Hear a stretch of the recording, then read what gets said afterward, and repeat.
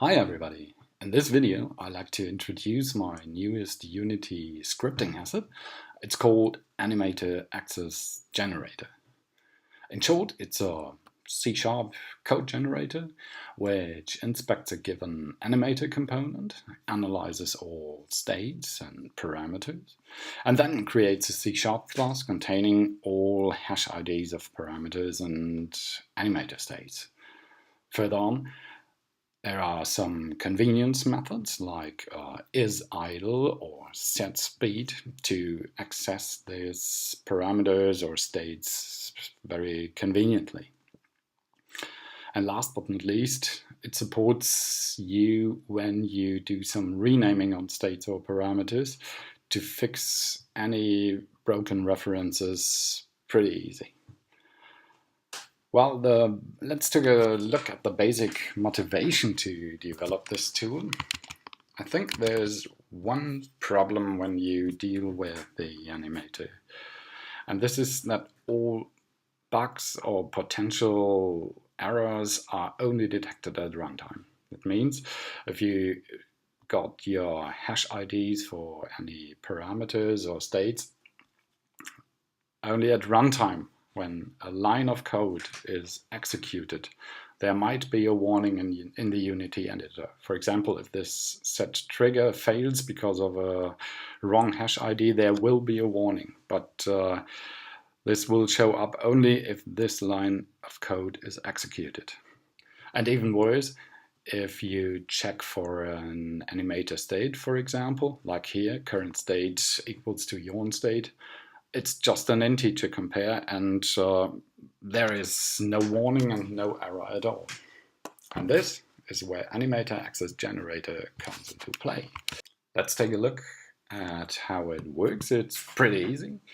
You select a game object containing an animator component, go to the new menu Animator Access and choose Create. Type in the name of the C# class, which is to generate. In this case, example player animator access. I've done this before. Save, so I'm asked about replacing. Now the class is generated, and if it's finished, it will ask me if it should be added automatically as a component. I say yes, and now we got our new component, example player animator access. Well, let's take a look at the source code. Now, this is our new class, example player animator access. We got a couple of hash ID definitions for the animator states and parameters. We got our initializing stuff inside of the awake method. And further on, we got a couple of methods for querying the states or setting and getting parameters, like isWalking, isIdle for state checks, and SetSpeed and getSpeed for wrapping the animator's setFloat methods. So you've got a convenient and safe way to access the float parameter speed. Now let's take a look what happens when we change something in Animator. Let's introduce a new parameter. I say this is a bool and I call it sleep. And I misspell it intentionally. Take 3 E's for sleep. And let's look at the check method. This is a button check for updates. All Animator Access components have their own custom editor. And now you can see what will happen. It's kind of a preview if we click on update. So a new parameter ID, a new hash ID for the parameter sleep will be generated, and our getter and our setter. Well, let's do so. There's no automatic refresh. You have to do it manually, but most of the time you will go to Mono and work with the new code. So let's have a look. Now here are our new methods, setSleep and getSleep, and there's a parameter ID definition as well. Now let's use it immediately. I'm just put in a simple get call, whoops, get sleep. Okay, this won't do anything, but it's just for demonstration purposes when we are going to the next step when changing the parameter name. Back to Unity, has to refresh its assets, and now we are up to date here. We press the check button, everything is clean. Now we see, there's a typo and sleep has to be renamed. It only has 2 E's. Okay, now let's do a check again, and now this is the interesting part about the updates. We see our new parameter sleep with 2E, like before, when we had the one with 3E. And next, we got the old parameter with 3 E's. And this, there's a small exclamation mark. The fields will be regenerated, but they will be marked as obsolete, and the methods as well. Let's update our class and see what happens in MonoDevelop. Now we got our new parameter sleep with 2E, setter and a getter. And further below we got our old parameter but marked with the obsolete attribute. Now when we built our project, everything is fine, but there's one warning.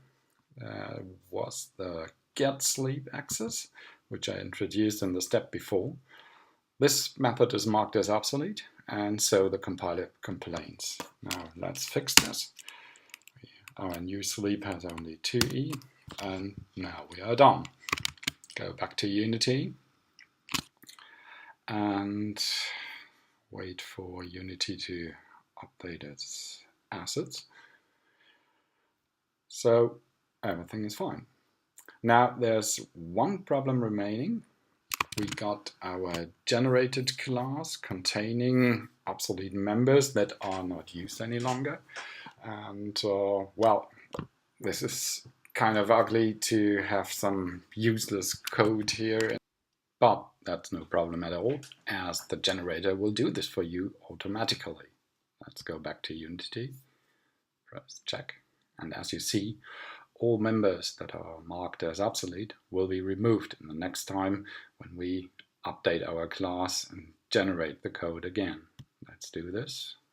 Switch back to MonoDevelop, and all obsolete members disappeared. If you want to undo the changes from the last update, you can do so by clicking the undo button in the custom editor. This will restore the last saved version from disk. Note that there is only one backup for each component. That means if we had another game object, enemy, and this would have enemy Animator Access, each of these Animator Access objects will have its own backup. Well, we are almost ready, but there's one more thing. If you want to customize the way the generator builds your variable names and method names, you can do so in the settings window. There are 5 options to configure the way how the variable names or the method names are built. There are some more options for fine-tuning the generator. You can find it here. Everything is explained in tooltips. Okay, that's it with our quick walkthrough for Animator Access Generator. I think it's a great way to save time and make the code much more stable. You don't need to enter or change any string constants any longer. And by using the dedicated methods for querying states and accessing parameters, much problems are moved from runtime to compile time. You can get the package, including this example scene here, and some more in-depth documentation from github.com. Well, enjoy it, and thanks for watching.